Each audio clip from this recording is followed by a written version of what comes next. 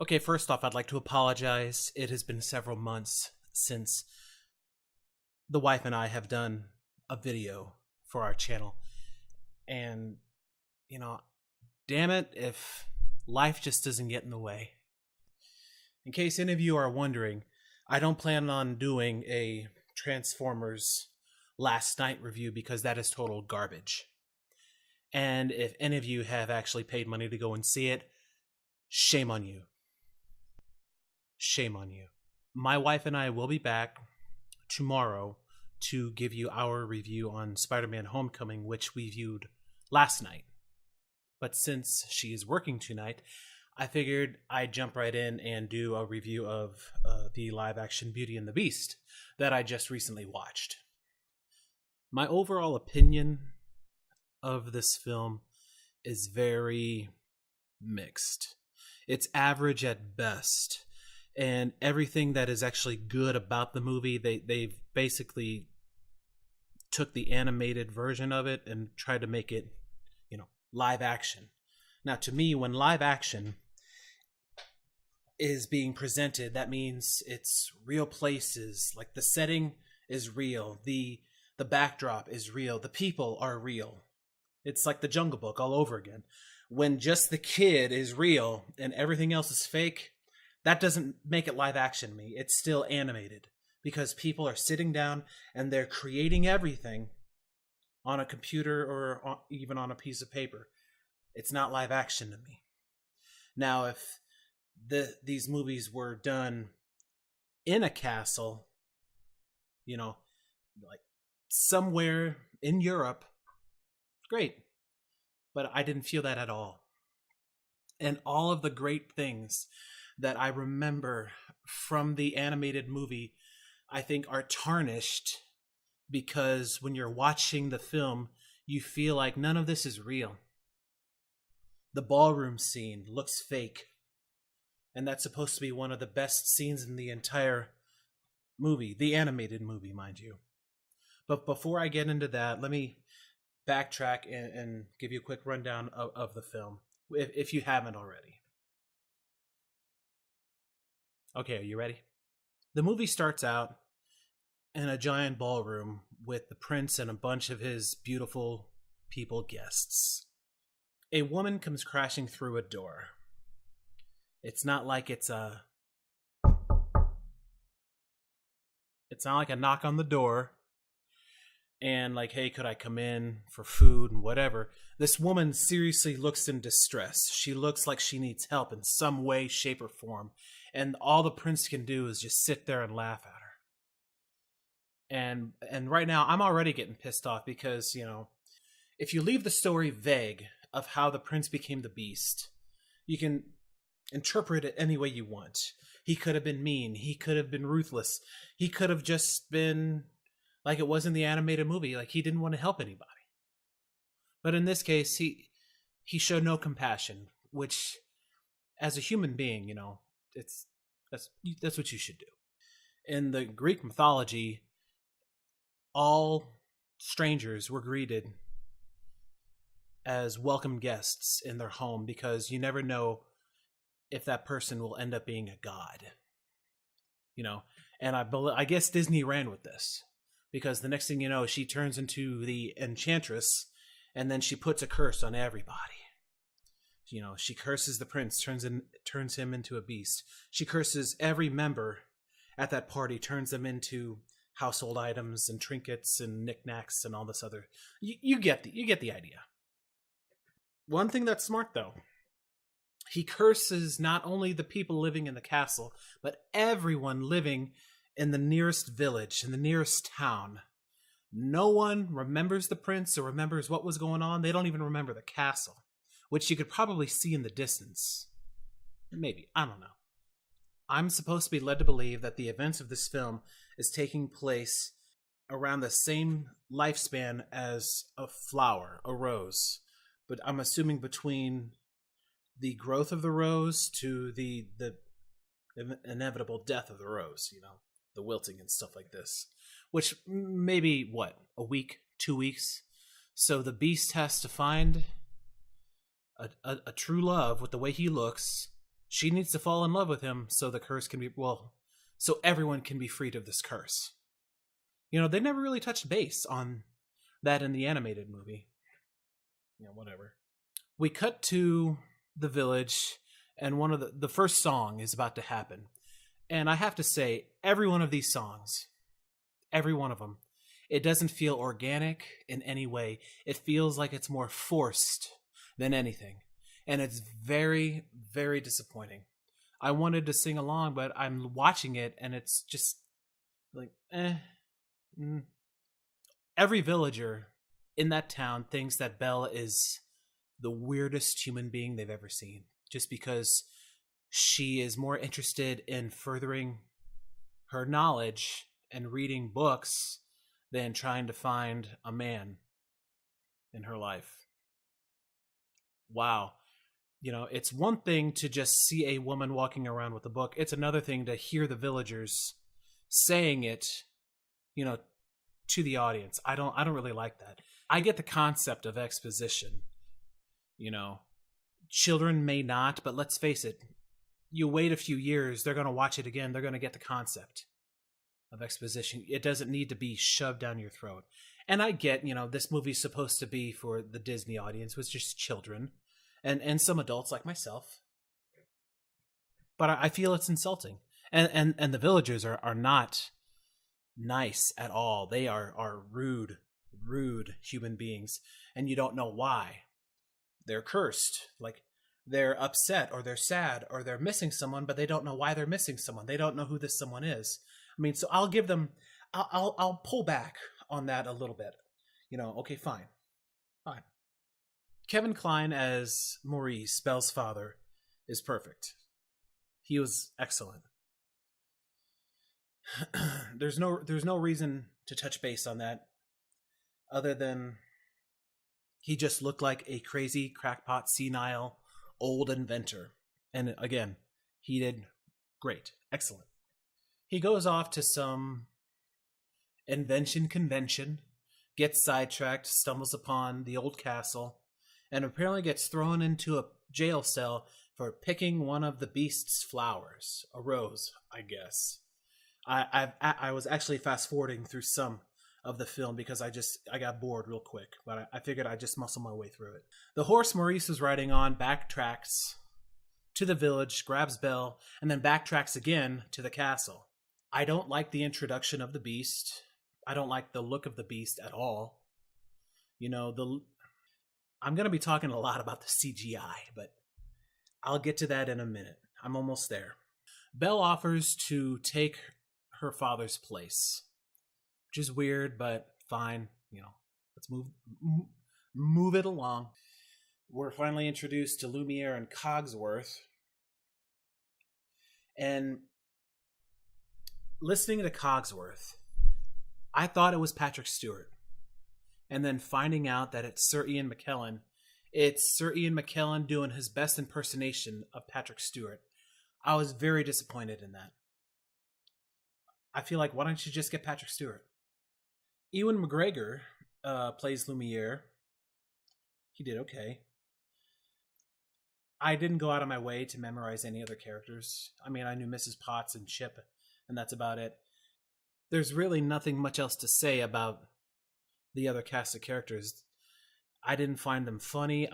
They're giving us more lines and more dialogue to make us, feel compassion with them because, they're innocent, supposedly innocent. But let's move on. We finally get to Be Our Guest, which is one of their best songs in the movie. I had to fast forward it. It was driving me crazy. I'm trying to watch a movie that's supposed to be live action when the entire scene is fake. You can't sit there and tell me it's live action. So the entire Be Our Guest song was just nonsense. It was unbelievably silly. I had to fast forward it. So now, of course, Belle goes walking around. She finds the West Wing, and don't get me started on the whole West Wing crap. All they had to do was say, the West Wing is where the Master's quarters are. Boom. She will never step foot in the West Wing. But, movie. He yells at her, screams at her, roars at her, whatever. She runs off. She leaves the castle. She gets confronted by a pack of wolves. Now,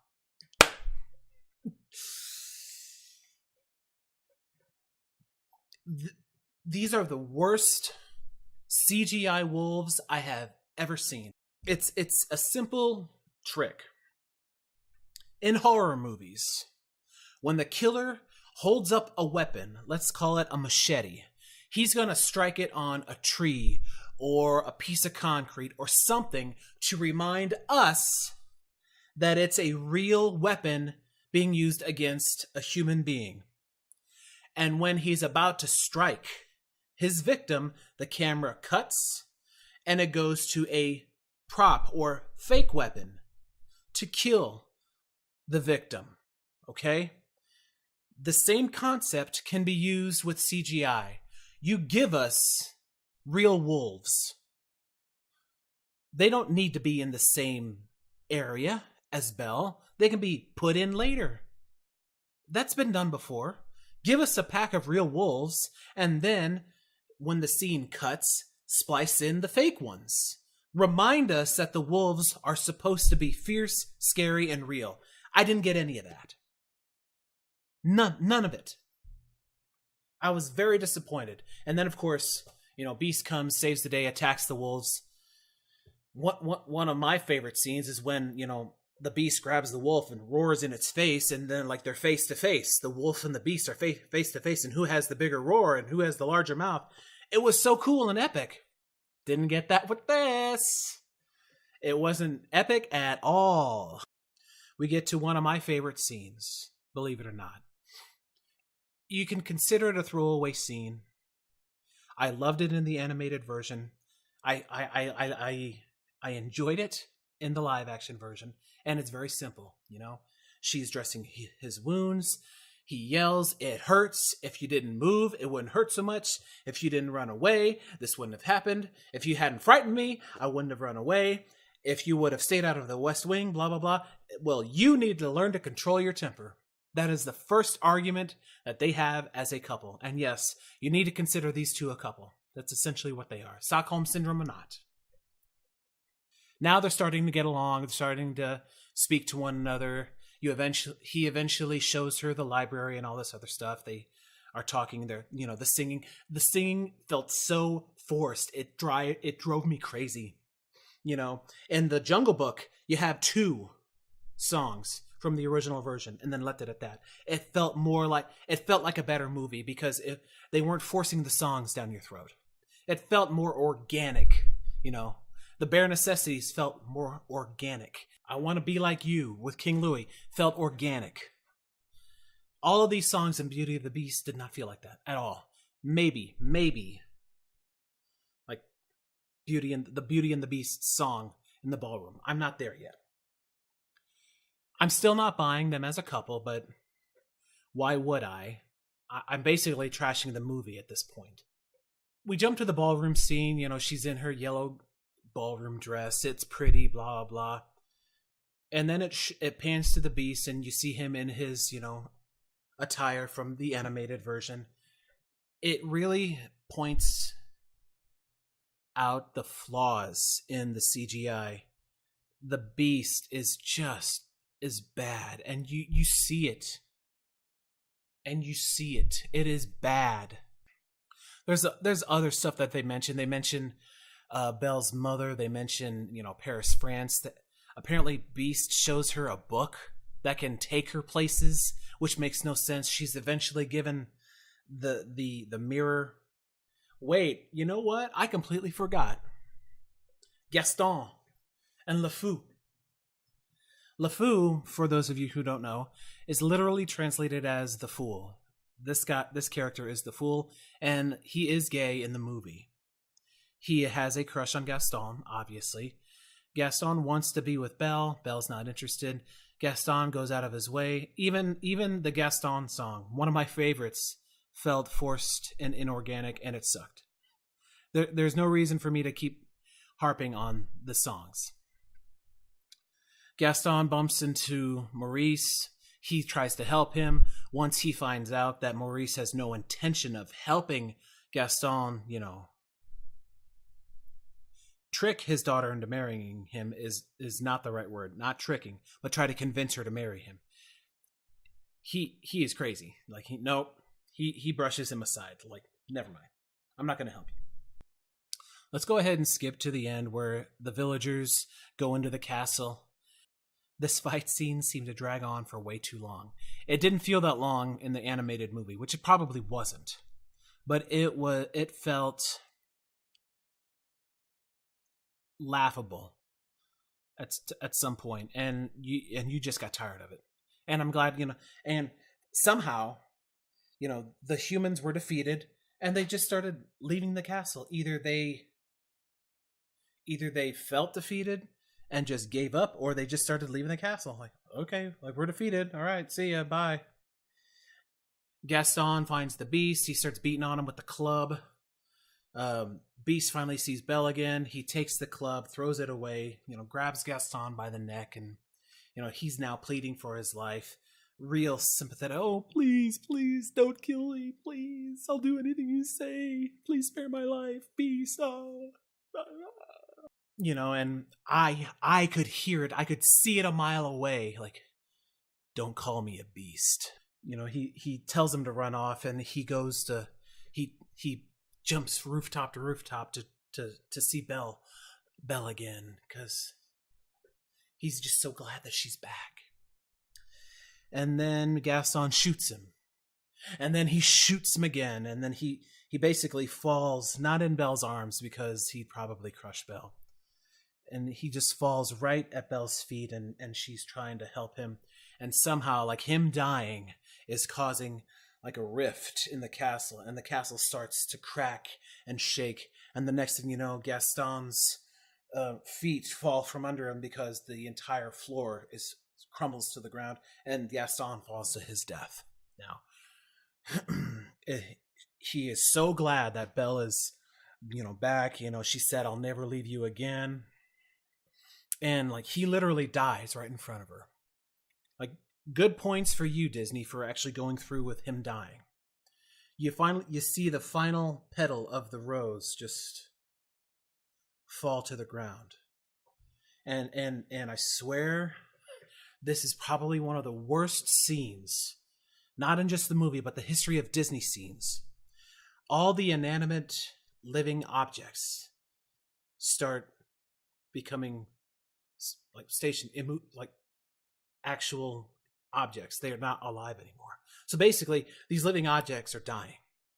So, the armoire just turned into the armoire, stopped talking and stopped moving. The piano stopped talking and stopped moving.